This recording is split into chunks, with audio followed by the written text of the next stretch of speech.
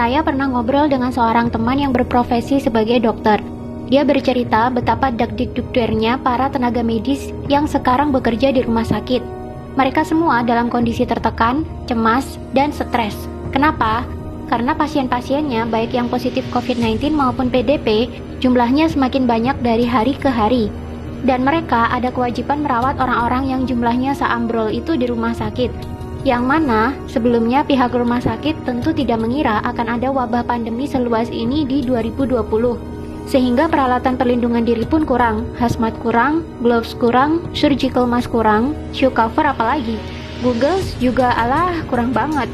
Makanya ada yang cerita, katanya untuk menghemat hazmat yang sekali pakai itu, ada dokter yang memakainya selama 9 jam.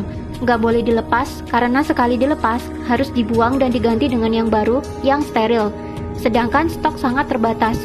Jadi dalam 9 jam itu, dokter tidak boleh makan, minum, pipis, dan BAB.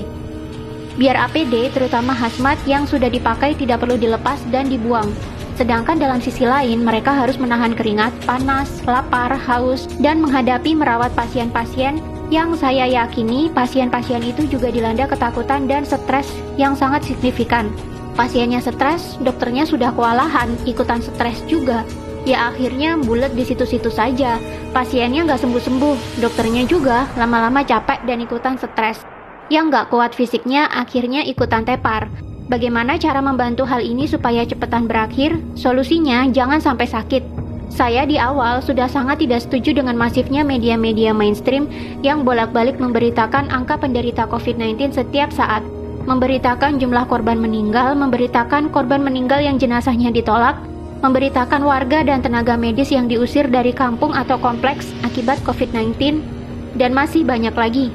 Apakah ada media yang memberitakan bahwa banyak penyakit-penyakit lain yang sudah biasa kita temui di kehidupan sehari-hari sebenarnya justru lebih mematikan?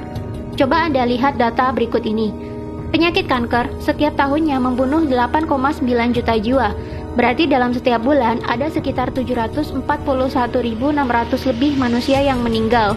COVID-19 sejak jadi pandemi hingga April 27, 2020 membunuh hanya 198.842 jiwa saja. Silakan Anda cek sendiri di situs resmi WHO.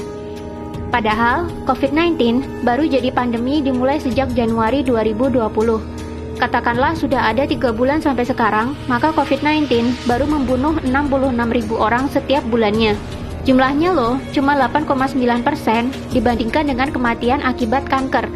Dan sekarang sudah diterapkan lockdown di mana-mana yang katanya cara ini efektif menurunkan kurva paparan COVID-19. Walau sebenarnya kalau saya lihat skema lockdown juga curiga sih. Hehe. Karena akibat lockdown gini, masyarakat justru semakin takut dan ekonomi mandek. Kantor dan toko yang buka dipaksa tutup. Orang jadi nggak punya penghasilan. Karyawan dipotong gajinya. Pengusaha banyak yang bangkrut.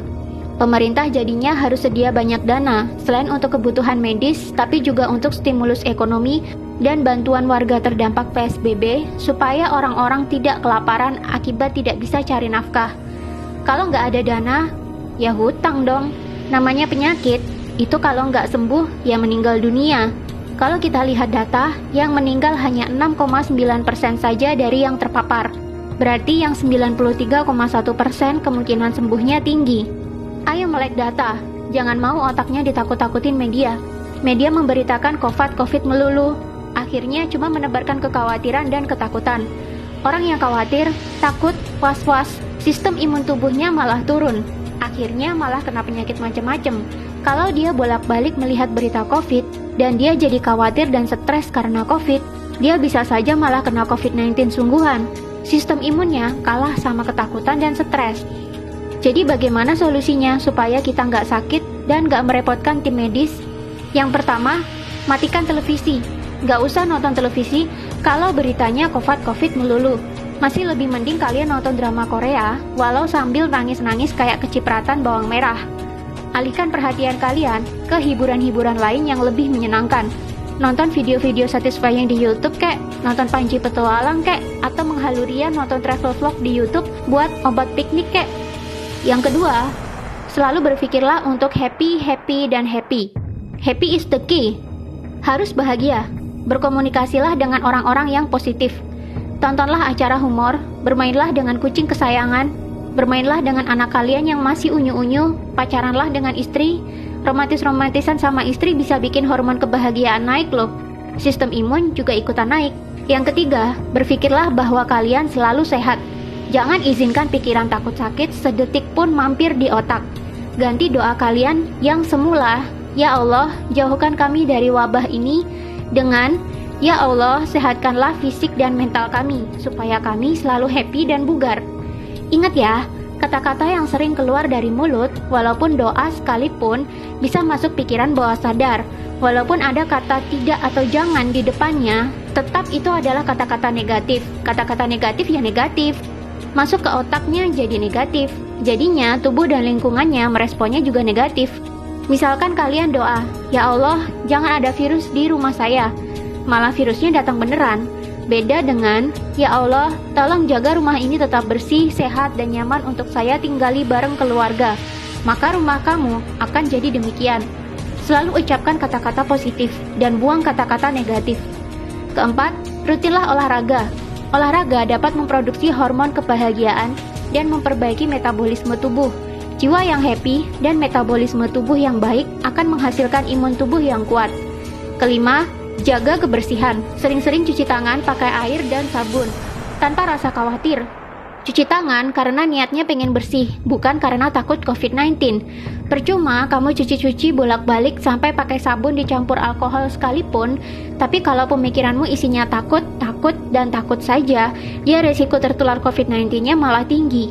Keenam, jaga jarak. Kita mungkin kuat atau kebal, tapi orang lain belum tentu. Mari hargai mereka dengan tidak dekat-dekat dan selalu pakai masker kemana-mana, terutama jika berhadapan dengan orang lain. Intinya adalah bahagia, happy, sehat, pikiran tenang, di bawah slow aja. Jangan sampai kamu masuk ke rumah sakit. Sekalinya kamu masuk rumah sakit, maka kamu akan bertambah stres, karena di sana isinya juga pasien-pasien yang lebih banyak stresnya ketimbang sakitnya. Gak usah terlalu perhatiin media. Matiin televisinya kalau beritanya gak enak melulu. Hiburan masih banyak. Ayo melek data. Jangan mau ditakut-takutin media.